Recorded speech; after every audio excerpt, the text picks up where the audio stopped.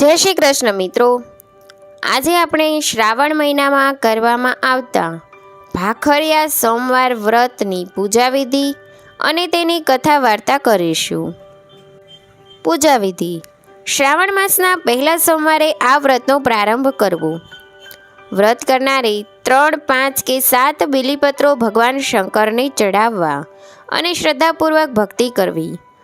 ભાખરિયા સોમવારની વાર્તા સાંભળી ભગવાન સદાશિવનું ધ્યાન ધરવું. 1 અથવા 2 ભાખરીનું એકટાણું ભોજન કરવું.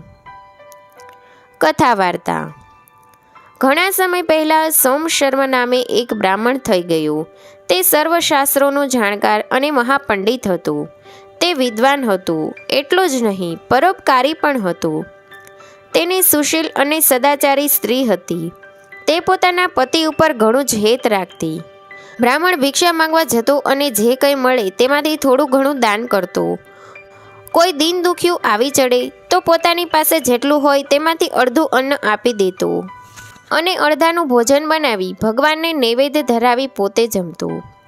બ્રાહ્મણ આટલો બધો સદાચારી હોવા છતાંય દુર્ભાગ્યે તેને પૂરતી ભિક્ષા મળતી નહીં.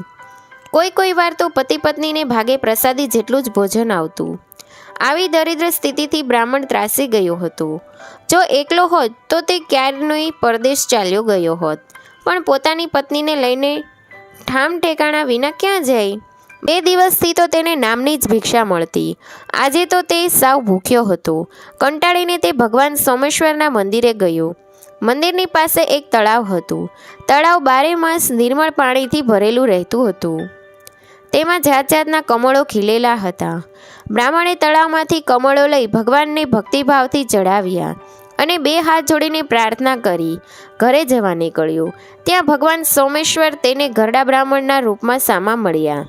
તેમણે કહ્યું, હે સોમ શર્મા, તું આટલો બધો વિદ્વાન હોવા છતાં શા માટે દુઃખી છે? સોમ શર્માએ કહ્યું, મહારાજ, મને એની કાંઈ સમજણ પડતી નથી. હું કોઈની ઈર્ષા પણ કરતો નથી. આમ છતાં ભગવાનની મારા ઉપર દયા નથી. આટલું કહેતામાં સોમ શર્માની આંખમાં આંસુ આવી ગયા. પહેલાં વૃદ્ધ બ્રાહ્મણે તેને આશ્વાસન આપતા કહ્યું, તું ઉપાધિઓથી નિરાશ થઈશ નહીં. તારું દુઃખનું કારણ તારા ગયા ભવના કર્મો છે. તું વિધિપૂર્વક ભાખરિયા સોમવારનું વ્રત કર, જેથી તું અઢળક લક્ષ્મી મેળવીશ. ભગવાન સદાશિવ તારા ઉપર પ્રસન્ન થશે. પાંડવો જ્યારે દુઃખી અવસ્થામાં ગુપ્તવાસ ભોગવતા હતા ત્યારે યુધિષ્ઠિરે આ વ્રત કર્યું હતું, જેના પ્રતાપે તેમનો યુદ્ધમાં વિજય થયો હતો અને ગયેલી સમૃદ્ધિ પાછી મળી હતી. સોમ શર્માએ પૂછ્યું, મહારાજ, ભાખરિયા સોમવારનું વ્રત શી રીતે થાય એ મને કૃપા કરીને કહો. ભગવાન સોમેશ્વર બોલ્યા, શ્રાવણ માસના પહેલા સોમવારે વ્રતનો આરંભ કરવો અને 3.5 માસ સુધી વિધિ પ્રમાણે વ્રત કરવું. પ્રત્યેક સોમવારે 3, 5 કે 7 બીલીપત્રો મહાદેવજીને ચઢાવવા અને મહાદેવજીનું પૂજન કરવું. ભાખરિયા સોમવારની વાર્તા સાંભળ્યા પછી જ એકટાણું કરવું. પ્રત્યેક સોમવારે 5 ભાખરીઓ બનાવવી, તેમાંથી 1 ભગવાનને નૈવેદ્ય ધરાવવી, 2 દાનમાં આપવી અને 2 ભાખરીઓ પોતાને માટે રાખવી.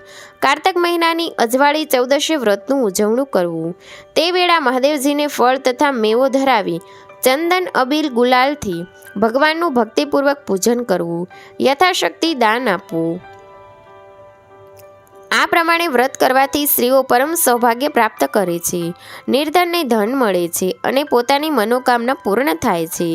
આમ કહી ભગવાન અંતર્ધાન થઈ ગયા.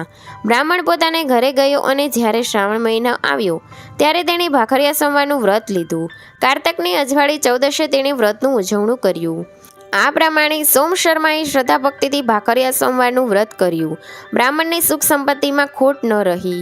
તેના મનના મનોરથો પૂરા થયા. થોડા સમયમાં બ્રાહ્મણીને પણ દેવ જેવો દીકરો અવતર્યો. સદાશિવની કૃપાથી બંનેને ભાખરિયા સોમવારનું વ્રત ફળ્યું. જય મહાદેવજી.